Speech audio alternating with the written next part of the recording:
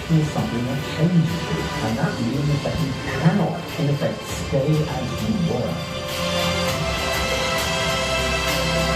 목사님들 스스로 잘못 알고 잘못 가르치고 복음에 합당한 삶을 사는 게 아니라 너희가 부지런 신앙을 가지고 그렇게 가르치니까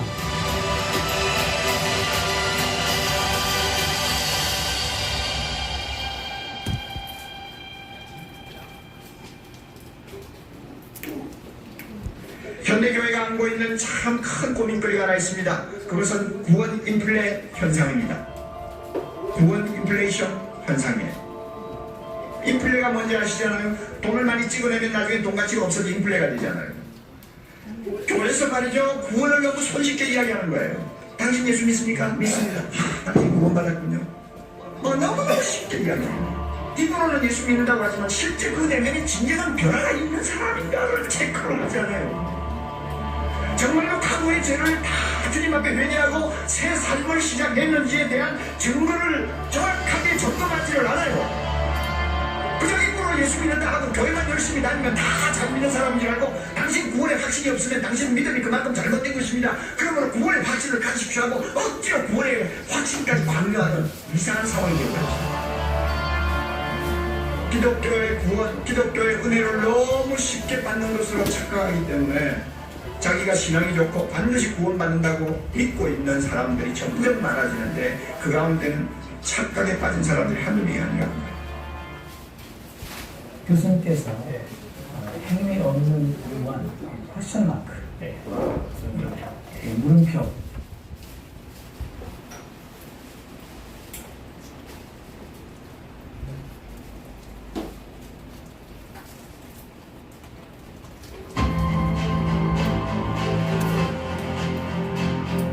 구원파를 이단이라고 정죄한 한국의 대다수 스스로 정통이라고 주장하는 교단의 목사들의 복음선포가 사실상 구원파 신앙을 자, 이분은 누군지 아세요? 김세훈 박사인데 이분은 전 총신대 교수를 지낸 겁니다.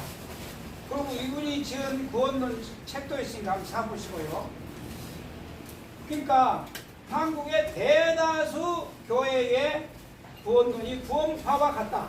그러니까 구원파를 이단이라 하면서도 자기들도 구원파처럼 설교하고 있다는 겁니다.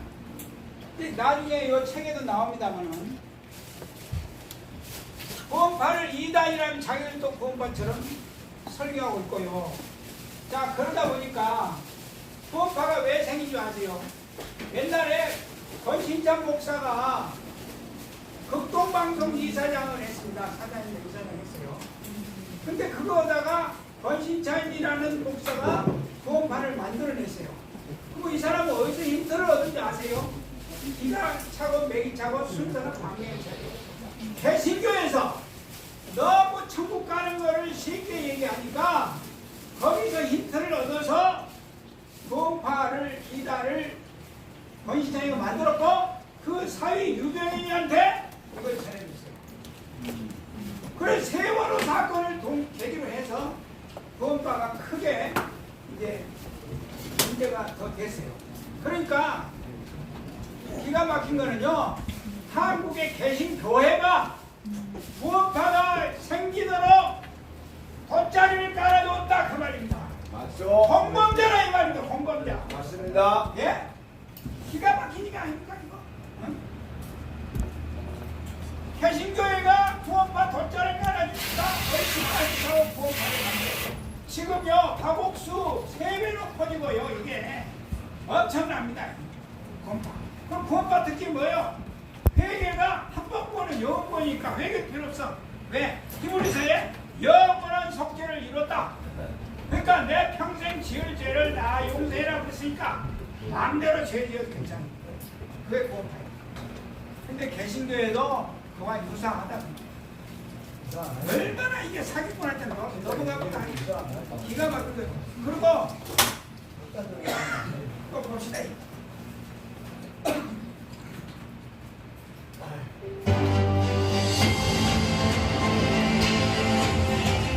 또 화양지구 구원이라는 게 사실 우리 행위들 구원을 방송적으로 배제하는 흔히 말하는 오직 은혜의 도시 우리를 조금 이렇게 극단화시킨 원파적인 부분이라고.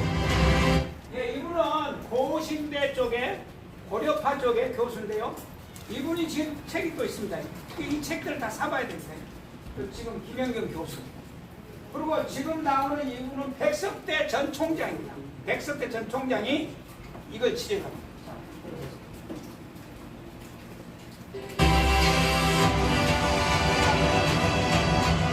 한 번씩 혹은 한 번 보호받으면 그 사람의 삶윤리와 관계없이 영원한 칭이 공개되는 것처럼 그렇게 가르치는 도왔던 문화적인 본어는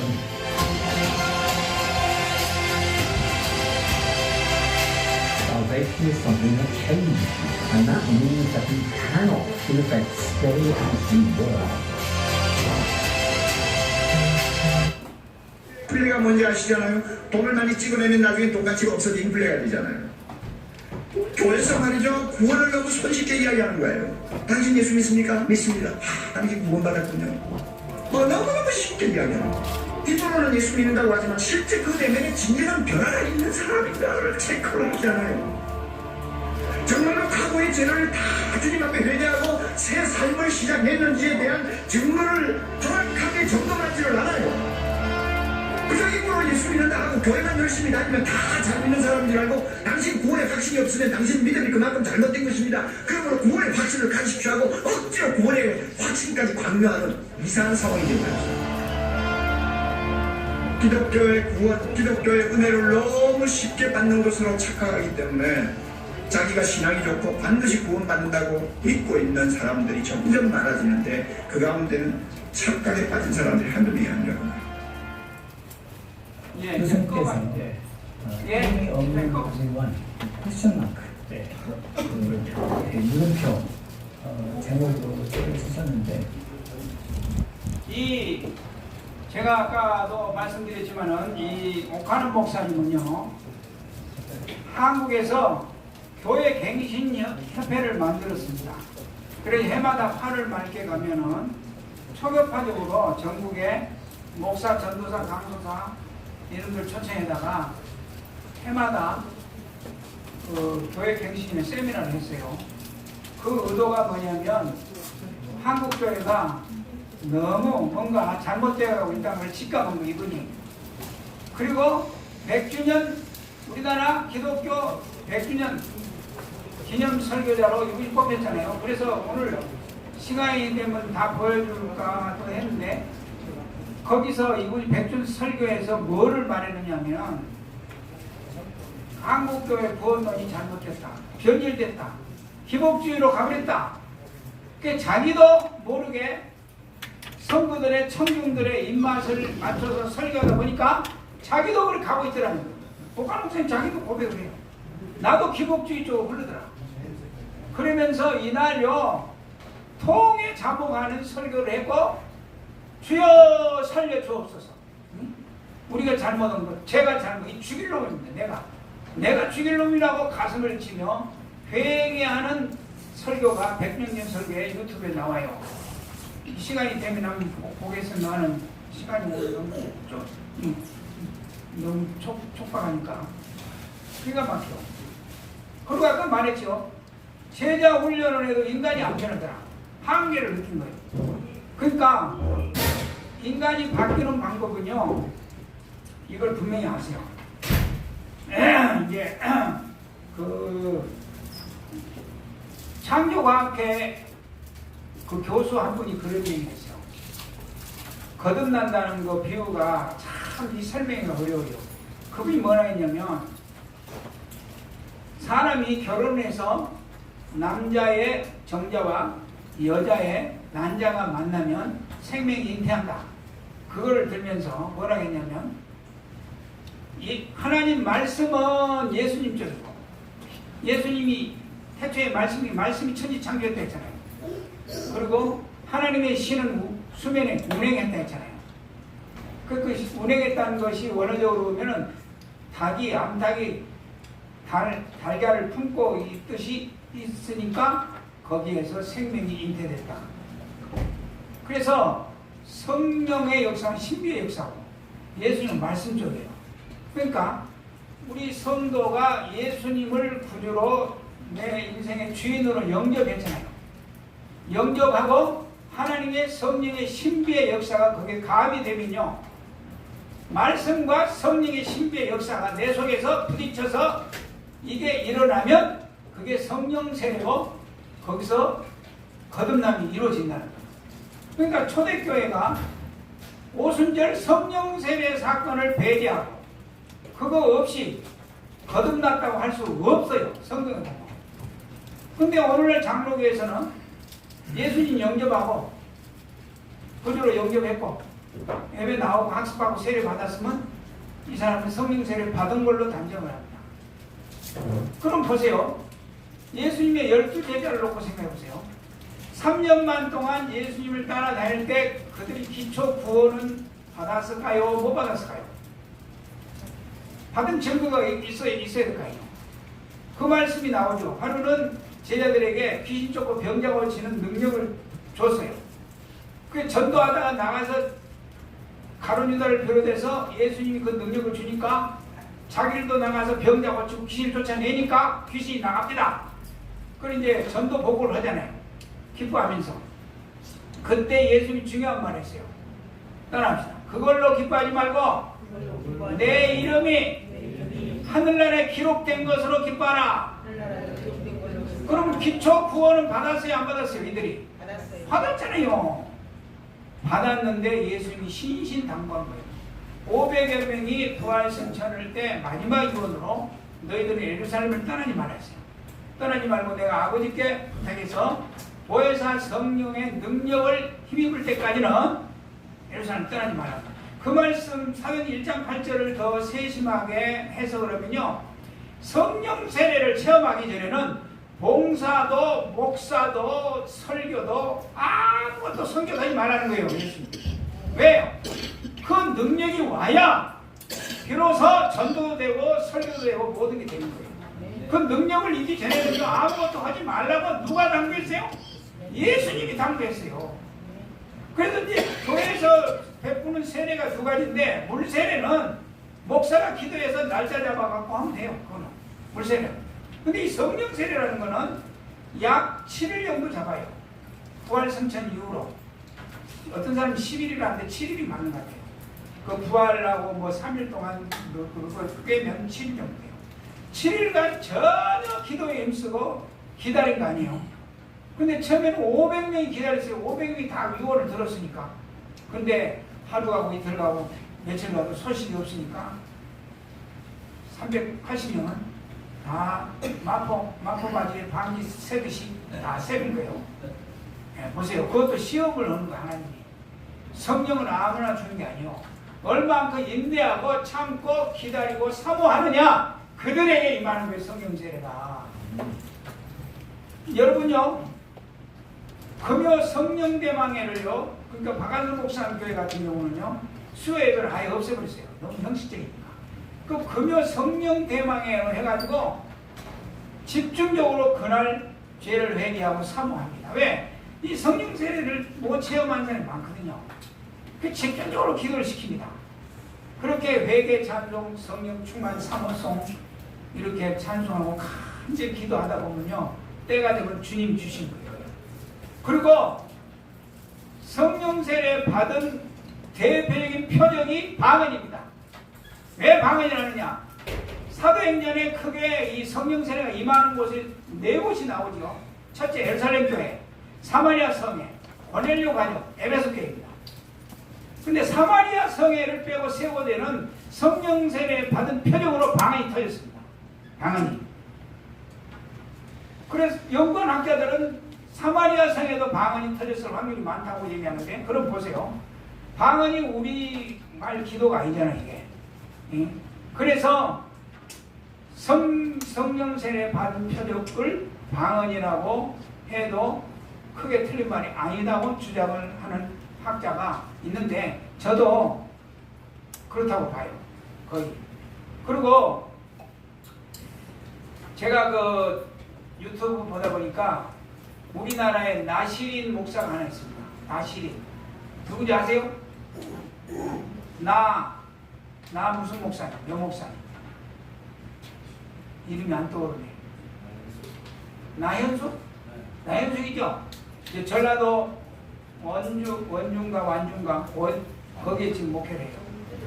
그분 간증 유튜브 들어보세요. 나 12년 처녀 때 딱 하나님 점을 찍었어요. 너는 시집도 가지 말고 응? 남은 생애를 하나님께 바쳐라. 그런데 그분의 설교가 가만 보니까 거룩이고 좁은 길이에요. 그분이. 그러니까 오늘 한국교회가요, 좁은 길 구원을 가르친 사람, 넓은 길 구원을 가르친 사람 쫙 갈라졌습니다. 쫙 갈라졌어요. 그러니까 여러분 꼭 들어보면 아실 거예요. 그래서 이제 신목사 오셨죠? 아까? 오셨어. 여기 PPT 띄우도록 준비 다 해놓으세요. 그러니까 이 오카는 목사님이 이렇게 거룩히 살라고 몸부림을 친 사람이에요. 이분이. 근데 이분도 맨칼빈주를 배웠기 때문에 이제 제 짐작으로 목회 끝무렵에 가서야 깨닫는 거예요. 이분이. 칼빈주의가 뭔가 문제가 있다. 근데 대놓고 얘기는 안 했죠. 제가 그 좁은길 교회로 큰 교회 목사님에게 이런 얘기를 했어요. 목사님은 설교 중에 칼빈이랑 칼자도 못 얘기 꺼냅니다. 왜? 그 얘기 꺼냈다가는 당장 교단에서 이단으로 전혀갖고 화살이 날아올 게 뻔하니까. 근데 저는 간이 배 밖에 나와가지고 이단이라 하려면 해라. 예수님이 인정하면 된다. 저는 화살을 맞을 각오를 하고 내가 이번 세미나 하는 겁니다. 자기들이 이단인지 내가 이단인지 예수님 앞에 가보면 알 거 아니요. 여러분도 속지 마세요. 예수님 편에 설 건가? 반대편에 설 건가? 신앙은 여러분 민주주의가 아닙니다. 다수다결이 아닙니다. 예수님이 옳다고 옳은 거고 예수님이 틀렸다고 틀린 거예요. 심판주가. 맞습니다. 거기에 맞춰야지. 맞습니다. 무슨 놈의 신학자들 말이 어쩌고 저쩌고. 안 돼요. 심판주 앞에 가서 그분 앞에 잘 보여야지. 다 소용없어요. 소용없어요. 네. 그래요. 그러니까 오늘 신 목사님 바로 하면 됩니까? 네. 네. 신 목사님은 전에 합동 측에 계시고 합동 측에서도 지적을 받았나 봐요. 그래가지고 나오셔서 하여튼 수십 년을 이 구원론에 대해서 연구를 했고 또 오늘 이렇게 PPT 띄어가면서 하시려고 준비됐습니다.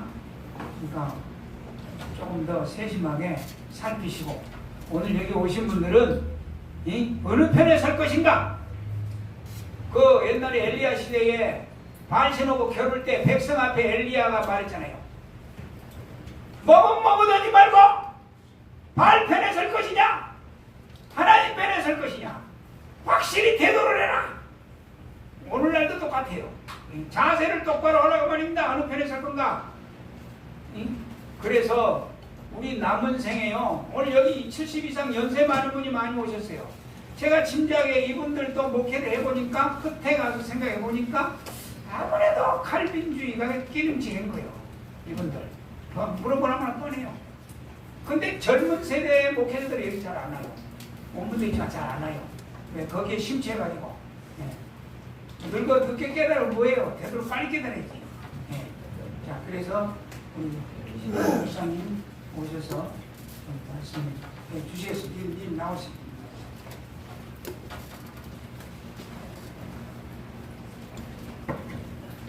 키가 저보다 크시니까.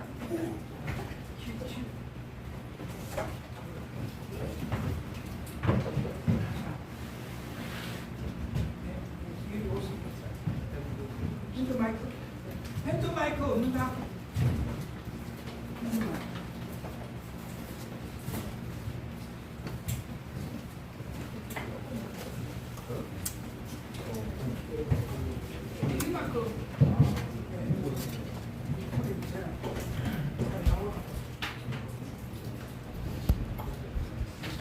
소강대 그럼 요거 조금만 더 볼까요? 네, 요거.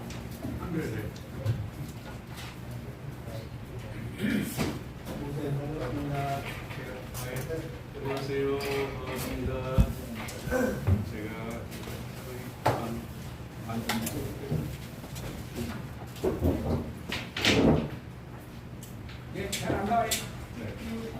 이거 저대로면 된다. 이거 이걸로.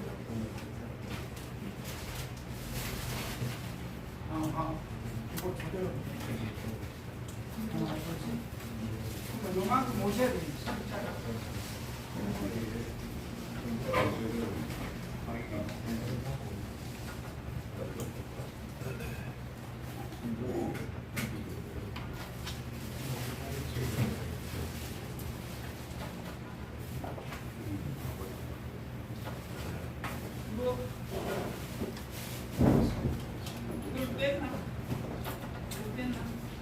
한 휴식을 10분쯤 해야겠습니다. 왜냐하면 지금 파일이 안 맞습니다. 그래서 수정을 좀 해야 되니까 휴식을 좀 갖도록 하죠.